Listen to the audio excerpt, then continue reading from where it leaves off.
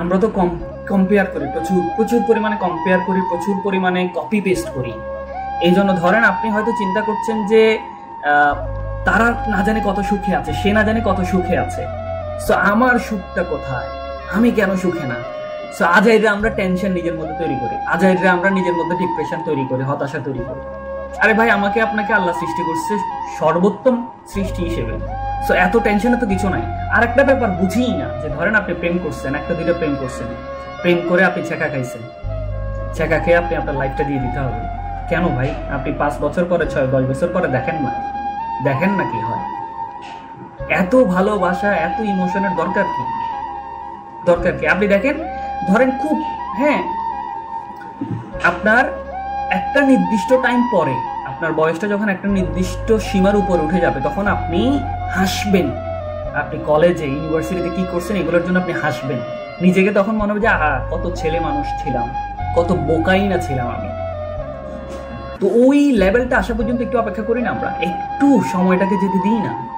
কেন একেবারে ধূপ করে দিয়ে দেবো?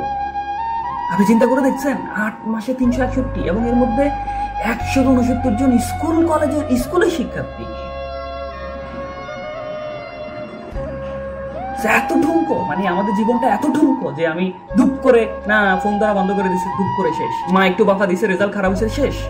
আমরা দেখি মাঝে মাঝে যখন এসএসসি পরীক্ষার রেজাল্ট হয় বা ইন্টারের রেজাল্ট হয়, রেজাল্টের পরের দিন 2-1 জন রেজাল্ট খারাপ হচ্ছে, ধূপ করে শেষ, নিজেকে দিয়ে দিচ্ছে। আরে ভাই, সো প্লিজ আমি আপনাদেরকে বলবো যে আপনি এইটা একটা, ওই যে টিনেজ একটা বয়স আছে, সো একটা বয়সের একটু থাকে, একটা নির্দিষ্ট সময় পরে দেখবেন আপনার মধ্যে এই জিনিসগুলো কাজ করবে না। সো এই সময়টাতে নিজেকে যত বেশি পারেন এঙ্গেজ রাখেন ভালো কাজে, নিজেকে একটু সময় দেন, ভালো কাজে সময় দেন। পাশাপাশি একটা বিষয় আপনি দেখবেন, এই যে রেকর্ডটা পৃথিবীতে এখন সব জায়গায় সুইসাইডের সংখ্যাটা বেড়ে গেছে, সো এটা কিন্তু একটা নির্দিষ্ট এর উপরেও হয়, খুব কম, রেয়ার একটা দুটা। সো ইট মিনস হচ্ছে আপনি আপনার বয়সের একটা আবেগ, এই আবেগকে আপনি কন্ট্রোল করতে পারেন না, বা আমরা কন্ট্রোল করতে পারি না। সো আমি আপনাদেরকে রিকোয়েস্ট করবো ভাই, কয়েকটা কাজ করেন। খুব নিজেকে মনে হচ্ছে যে না আপনি প্রচন্ড রকম ডিপ্রেশনে আছেন, ঘুরতে চলে যান 2-1 ফ্রেন্ড নিয়ে, ভালো কয়েকটা কাজ করেন, আধা ঘন্টা দৌড়ান, 1 ঘন্টা দৌড়ান, দেখবেন ওই মোমেন্টটা চলে যাবে।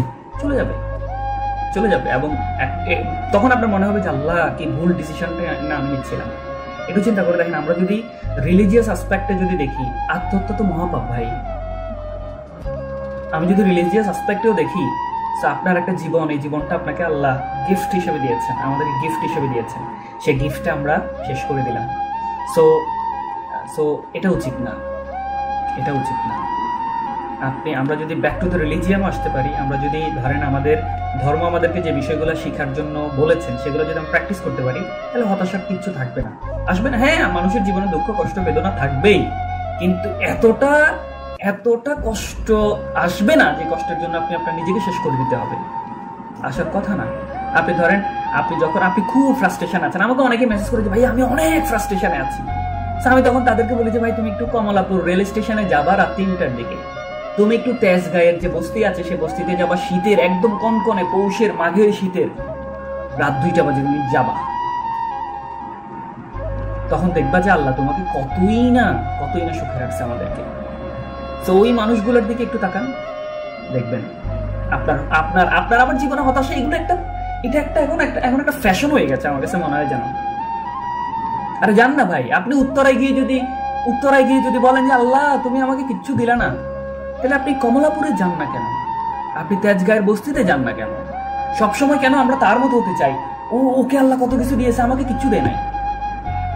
আমরা ওভাবে কেন চিন্তা করি না যে না, আমি নিচের দিকে তাকাইলে তো অসংখ্য পৃথিবীতে মানুষ দেখতে পাই যারা কত কষ্টে আছে, সো তাদের দিকে তাকান, তাহলে আপনার কষ্টগুলো চলে যাবে, আপনার নিজের প্রতি নিজের রাগ খারাপ লাগা কাজ করবে না।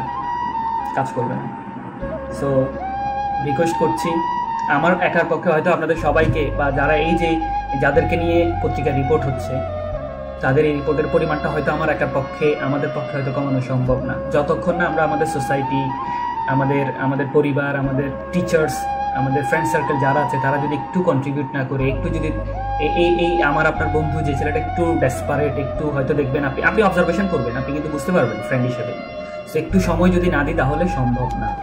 আর একটা বিষয় আমি একটু বলি যে আপনার